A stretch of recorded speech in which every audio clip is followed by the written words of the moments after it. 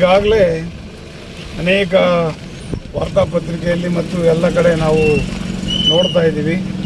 ತಿರುಪತಿ ಲಡ್ಡೂನ ಮಾಡೋದ್ರಲ್ಲಿ ಪ್ರಾಣಿಗಳ ಒಂದು ಕೊಬ್ಬು, ಮೀನಿನ ಒಂದು ಕೊಬ್ಬನ್ನು ಸೇರಿಸಿ ಅಪವಿತ್ರ ಮಾಡಿದ್ದಾರೆ ಅಂತೇಳಿ ಈ ಸುದ್ದಿನ ನೋಡ್ತಾ ಇದ್ದೀವಿ.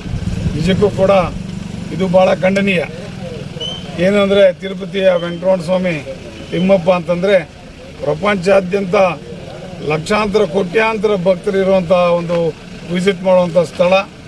ಇಂಥ ಒಂದು ಸ್ಥಳವನ್ನು ಈ ರೀತಿ ಮಾಡಿರ್ತಕ್ಕಂಥದ್ದು, ಈ ರೀತಿ ಏನಾದರೂ ಮಾಡಿದ್ದ ಪಕ್ಷದಲ್ಲಿ ಇದು ಅಕ್ಷಮ್ಯವಾದಂಥ ಒಂದು ಅಪರಾಧ.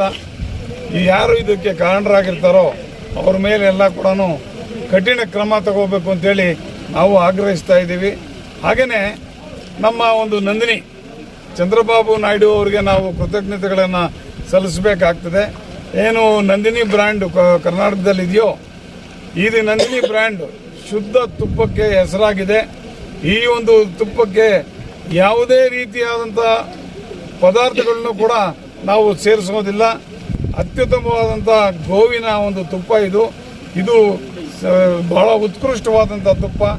ದೇವರಿಗೆ ಸಮರ್ಪಿಸಬೇಕಾದ್ರೆ ಈ ತುಪ್ಪನೇ ಉಪಯೋಗಿಸಬೇಕು ಅಂತೇಳಿ ಚಂದ್ರಬಾಬು ನಾಯ್ಡು ಅವರು ಹೇಳಿದ್ದಾರೆ. ಕರ್ನಾಟಕ ಸರ್ಕಾರ ಕೂಡ ಎಲ್ಲ ಮುಜರಾಯಿ ದೇವಸ್ಥಾನಗಳಲ್ಲಿ ಪ್ರಸಾದ ಮಾಡೋದಕ್ಕೆ ಈ ಒಂದು ತುಪ್ಪವನ್ನೇ ಉಪಯೋಗಿಸಬೇಕು ಅಂತೇಳಿ ಈಗಾಗಲೇ ಸುತ್ತೋಲೆ ಹೊರಡಿಸಿದೆ. ಸರ್ಕಾರಕ್ಕೂ ಕೂಡ ನಾನೊಬ್ಬ ನಿರ್ದೇಶಕನಾಗಿ ಕೃತಜ್ಞತೆಗಳನ್ನು ಸಲ್ಲಿಸೋದಕ್ಕೆ ಇಚ್ಛೆ ಪಡ್ತೇನೆ. ವಿಶೇಷವಾಗಿ ನಂದಿನಿ ತುಪ್ಪ ಸ್ಥಗಿತ ಆದ ಮೇಲೆ ಈ ಒಂದು ಹೌದು ನಡೀತು. ಏನು ಅಂದರೆ 1 kg ತುಪ್ಪದ ಬೆಲೆ ಸುಮಾರು 500 ಆಸ್ಪಾಸ್ ಇದೆ. ಇವ್ರು ಏನು ಮಾಡ್ತಾ ಇದ್ದಾರೆ, ಬರೀ 342 ಆ ಒಂದು ರೇಟ್ಗೆ ಕೊಡ್ತಾ ಇರೋ ಕಾರಣದಿಂದ ಇದು ವರ್ಕೌಟ್ ಆಗಲ್ಲ.